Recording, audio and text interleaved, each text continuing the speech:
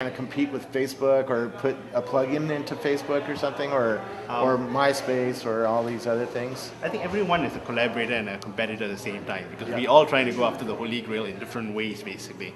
And I will not say we're competing with my Facebook right now, because they are ahead of us right now in terms of traction as well as the services they provide. But I think we bring a very interesting twist to the whole situation, which is the very premise of social networking is communication.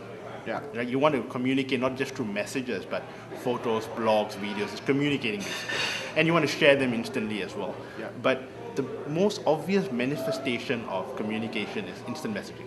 Yeah. Your IM interface, your contact book remains there. You have access to it at any point in time, and the ability to basically do all of that communication of photos, videos, blogs through the IM environment, we think is what's been missing to take this to a whole new level.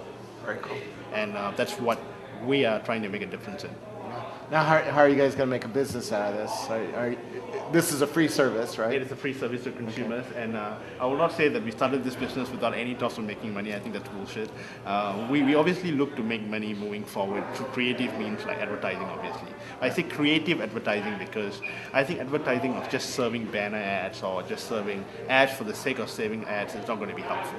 I think you need and the advertising industry, I think, is gonna start pushing back against that, because they can find other ways to engage your audience and find a more targeted audience. Exactly, that's right. How do you find a target audience? How do you add contextual advertising to a IM client where people are just talking about random stuff? I think contextual advertising comes in two forms. One is obviously going the Google way, which is infringing on what you're chatting on and all of that, and then try to serve ads that to your needs. Or the other one is the good old age where you might be a wine connoisseur, for example. You like wine. Because you like wine and because you're good at wine, I may come to you for referral. And you may say, this bottle of wine is great, and because you told me that, I'm going to get it. Or you could be a technologist, and when you say this phone is great, I'm going to listen and I'm going to buy that phone. So we go to different people for different referrals. Yeah. And why can social networking be applied in the same fashion, for example? Why can I refer my friend to something that I like, and through that referral get advertising done, for example? So it is more of social networking advertising, if you like, that we see as being the future, as opposed to being random ads being flushed at you. And this is not something innovative from our perspective, because we humans have been doing this for generations and generations right now.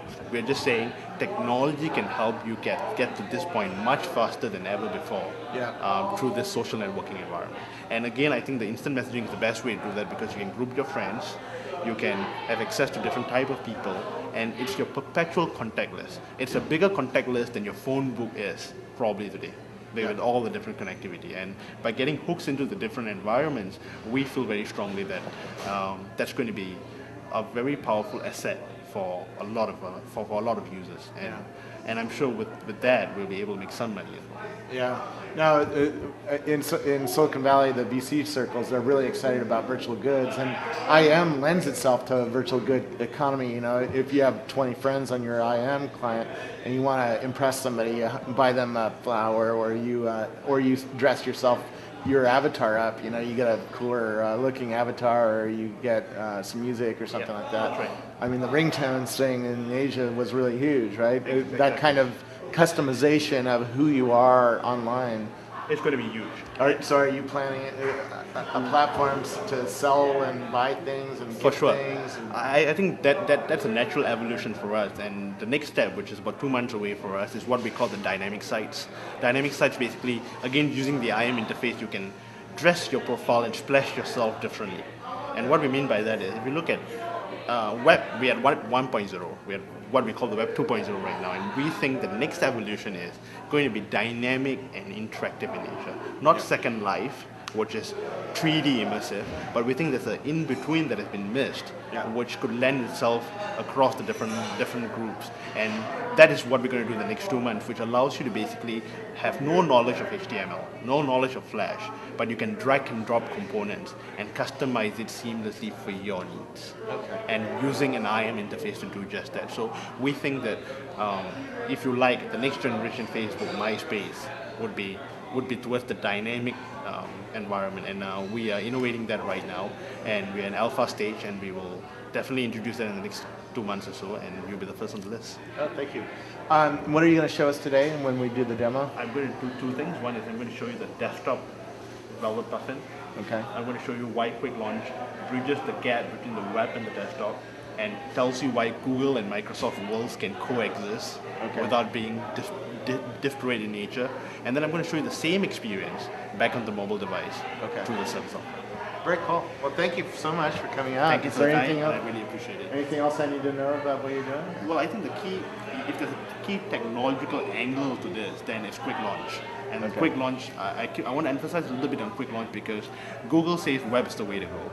But they are doing things on the desktop with the Google desktop and all of that because they know desktop real estate is critical and you want to have FaceTime with the users. And they use the traditional desktop means for that. So that infringes on their vision a little bit. Microsoft is saying desktop is great because the functional power it brings. But web is required for the anytime, anywhere accessibility. So they are web enabling Word and PowerPoint and all of that, for example. But what we have done with Quick Launch gives you a glimpse to what the web and desktop future would be. What we mean by that is you can log into the web to any services. You can close the browser after that. It will behave like a desktop app with desktop accessibility to your system tray and all of that, which gives you unparalleled power like never before. And bring both the worlds together would mean Google and Microsoft can coexist harmoniously in a given technology environment. And we think our technology could be the gateway for that. Very cool. Well, thank you very much. Thank you very much. And we get it at VelvetPuffin, Puffin. Yes, that's right. It's VelvetPuffin together. Velvet is in Velvet, Puffin is in puffinthebirds.com. .com. Great. Thank you very much. Thank you. Thanks. Pleasure. Thank you.